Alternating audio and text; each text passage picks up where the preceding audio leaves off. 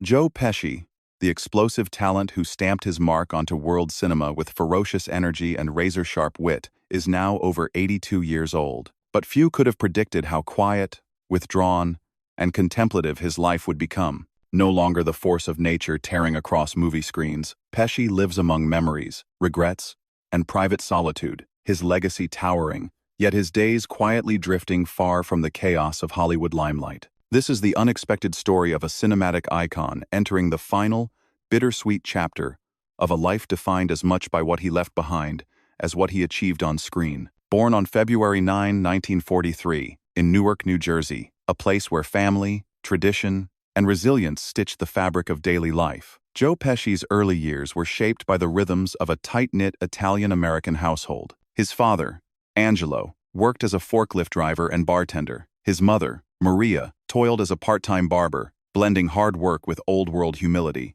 The expectations at home were clear: work hard, stay loyal, live quietly. As a child, Pesci was diminutive in stature, often overlooked or underestimated by neighbors and relatives. Yet inside, he harbored an irrepressible urge for performance, craving the sort of electric attention reserved for TV personalities and lounge singers. Like Mick Jagger mimicking relatives at family gatherings, young Joe performed for anyone who would watch, cracking jokes, shuffling dance steps, and imitating voices. It felt intoxicating, a secret calling so much louder than the whispers of caution from his parents. By age 5, Joe had appeared on local radio programs, a rarity in the 1950s, where family was supposed to be your audience, and applause was not guaranteed. He was not a child content with conventional paths. Pesci soon began learning guitar and working with traveling bands in his teens, slipping away to smoky venues, lying about his age, and reveling in the connection he felt beneath bright stage lights. There was little his parents could say to dissuade him. The spark had become a fire.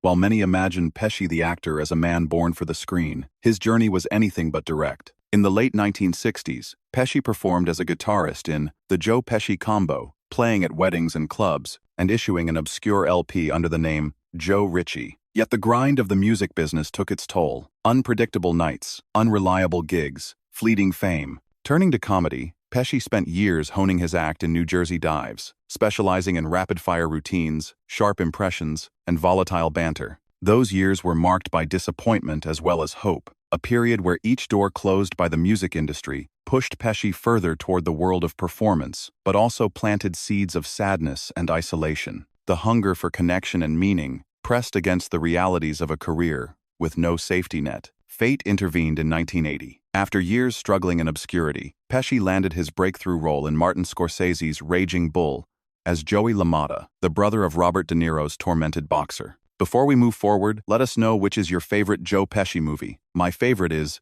My Cousin Vinny. Okay, let's proceed. The story of how Pesci got the part reads like Hollywood legend. His previous restaurant had collapsed, and he was almost ready to quit show business when De Niro found him in a tiny New Jersey bar, still hustling, still performing, still dreaming. Pesci's performance exploded off the screen. Critics marveled at his vulnerability and venom, the tragicomic anger that simmered under every line. It was not just a role, it was a revelation. Overnight, Pesci found himself catapulted to the center of film's elite. Yet success brought new kinds of loneliness and uncertainty. The transition from hard-working unknown to recognized star was not seamless. For Joe Pesci, acclimating to fame meant letting go of the familiar safety nets of home and anonymity, a loss both intoxicating and deeply unsettling. Throughout the 1980s and 90s, Pesci became the face of a cinematic archetype, the volatile, brilliant, unpredictable, heavy. Films like Goodfellas, Casino, and Home Alone immortalized him as both terrifying and magnetic, a master of manic energy, explosive violence, and dark humor.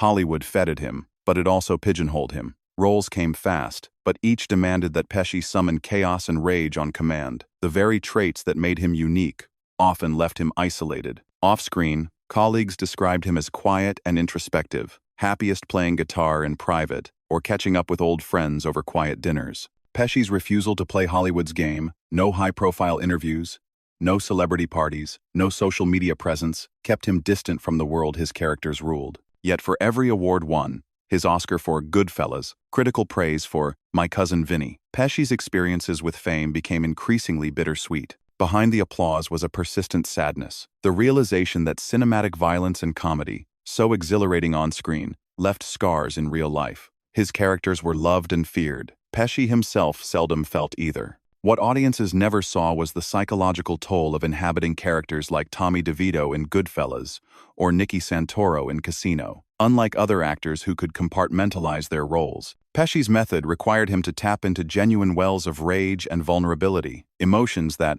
once unleashed, proved difficult to contain. During the filming of Goodfellas, director Martin Scorsese encouraged improvisation, leading to some of cinema's most memorable moments. The famous "Funny How?" scene was born from Pesci's own experience as a young waiter when a mobster took offense at being called funny. But channeling that intensity night after night, take after take, left Pesci emotionally drained. Co-star Ray Liotta later recalled how Pesci would sometimes sit alone between scenes, visibly shaken by the darkness he'd just summoned. The acclaim was immediate and overwhelming. Goodfellas became a cultural phenomenon, and Pesci's Tommy DeVito was hailed as one of cinema's greatest villains. Yet the role that made him a legend also marked the beginning of his withdrawal from the spotlight. In interviews from that period, rare as they were, Pesci appeared increasingly uncomfortable with fame, often deflecting questions about his craft with humor or silence. His Oscar win in 1991 should have been a triumph. Instead, Pesci's acceptance speech lasted just 5 words: "It's my privilege. Thank you." Those close to him understood it wasn't humility or stage fright, it was exhaustion. The man who could command a scene with explosive energy seemed diminished by the very success he'd achieved. If Goodfellas made Pesci a star, Casino nearly broke him. Reuniting with Scorsese and De Niro in 1995, Pesci dove even deeper into darkness as Nicky Santoro, a character whose violence and paranoia mirrored the worst impulses of humanity. The role demanded months of sustained psychological intensity that left visible marks on the 52-year-old actor. Behind the scenes, those who worked with Pesci noticed changes. The quick wit and playful demeanor that had characterized his early career gave way to longer silences and more frequent isolation. During the film's grueling desert scenes, including the infamous cornfield beating that ends his character's life, Pesci seemed to be exercising personal demons as much as playing a role. The film's reception was mixed initially, with some critics finding it too violent and nihilistic. For Pesci, the lukewarm response felt like a betrayal. He had given everything to the performance, sacrificing pieces of himself for Scorsese's vision,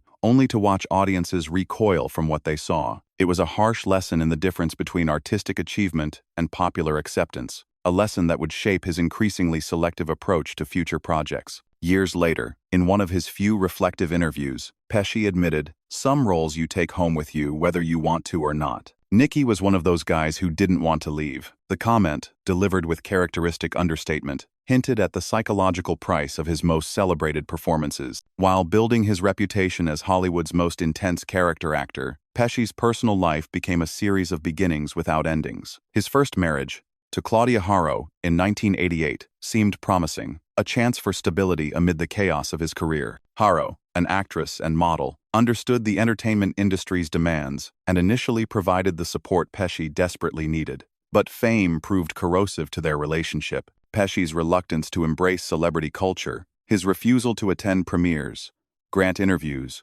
or socialize within Hollywood circles, created tension. Haro wanted to build a life together in the spotlight. Pesci increasingly craved anonymity. Their daughter Tiffany, born in 1992, became both a source of joy and a painful reminder of what fame had cost him. The marriage ended in divorce in 1992, leaving Pesci with joint custody but profound regrets about the family life he'd been unable to maintain. A brief second marriage to actress Claudia Haro in 1998 lasted only a year, ending amid rumors of incompatibility and Pesci's growing reclusiveness. Friends from that period describe a man wrestling with the contradiction between his public persona and private nature, beloved by millions for characters he portrayed, yet struggling to maintain authentic connections with those closest to him. His relationship with his daughter Tiffany became the central emotional anchor of his later years. Unlike many celebrity parents, Pesci insisted on privacy for his child, refusing to exploit their relationship for publicity. Yet this protective instinct also created distance. Tiffany grew up largely away from the entertainment industry, pursuing a career in modeling that kept her separate from her father's world of movie sets and red carpets.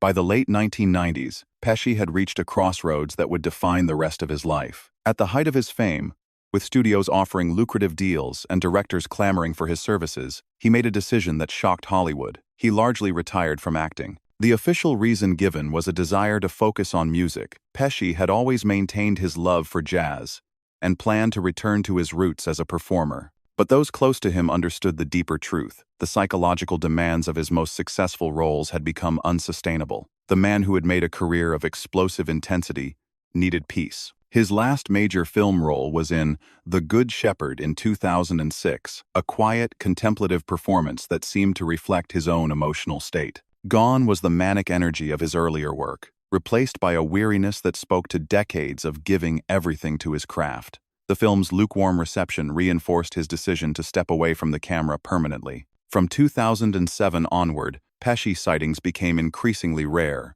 Paparazzi photos showed a man transformed, no longer the sharp-dressed, intense figure of his movie roles, but a quiet, elderly man in casual clothes, often alone, moving through the world with deliberate anonymity. The contrast was jarring for fans accustomed to his larger-than-life screen presence. In retirement, Pesci returned to his first love, music. Throughout his acting career, he had continued playing guitar privately, using music as a refuge from the demands of Hollywood. Now, with time on his hands and no film commitments, he threw himself into recording projects with the passion of a man reclaiming lost dreams. His 1998 album, Vincent LaGuardia Gambini Sings Just For You, named after his character in My Cousin Vinny, showcased a different side of his artistry. The jazz and swing standards revealed a gentler, more vulnerable performer, one more interested in subtle emotional connection than explosive impact. Yet the album's limited commercial success underscored a painful reality. Audiences wanted the Pesci they knew from films,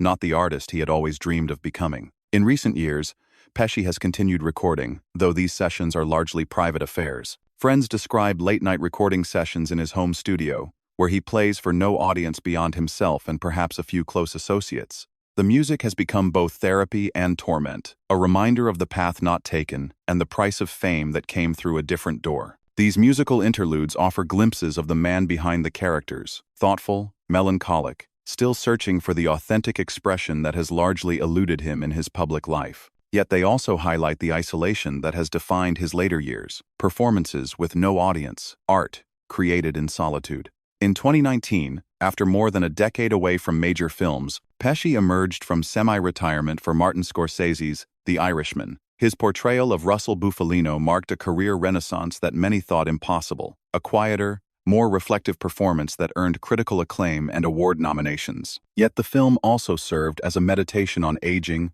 mortality, and the cost of violence, themes that resonated deeply with Pesci's own life journey. Working alongside De Niro and Al Pacino, actors who had shared his cinematic journey, he seemed to be confronting his own legacy and limitations. The film's extended runtime and deliberate pacing reflected the patience of men no longer in a hurry, artists taking time to say what might be their final words. Behind the scenes, crew members noted how different Pesci appeared from his earlier collaborations with Scorsese. Gone was the kinetic energy that had defined his younger performances, replaced by a quieter intensity that spoke to hard-won wisdom. His preparation was meticulous but measured, suggesting an actor who had learned to protect his emotional reserves while still delivering authentic performances. The film's success provided validation but also highlighted how much time had passed. At 76, Pesci was no longer the young dynamo who had exploded onto screens in Raging Bull. He was an elder statesman, carrying decades of experience and regret in every carefully chosen gesture. Today, Joe Pesci lives comfortably but quietly in New Jersey, not far from where his journey began more than 8 decades ago. His net worth, estimated at over $50 million, ensures material security but cannot address the deeper emotional needs that have shaped his later years. The homes are spacious but often empty, the bank accounts full, but the phones silent. Those rare public appearances, usually for award ceremonies or charity events, reveal a man transformed by time and choice. The explosive energy that once defined his screen presence has given way to careful, measured interactions. He moves through these events with polite distance, acknowledging admirers, but maintaining the protective barriers he spent decades constructing. His daily routine, according to those few who remain close to him, centers around music, reading, and quiet reflection. The golf games and fishing trips of earlier retirement have given way to more solitary pursuits. He reads extensively, biographies, jazz histories, books about the old neighborhoods that shaped his worldview.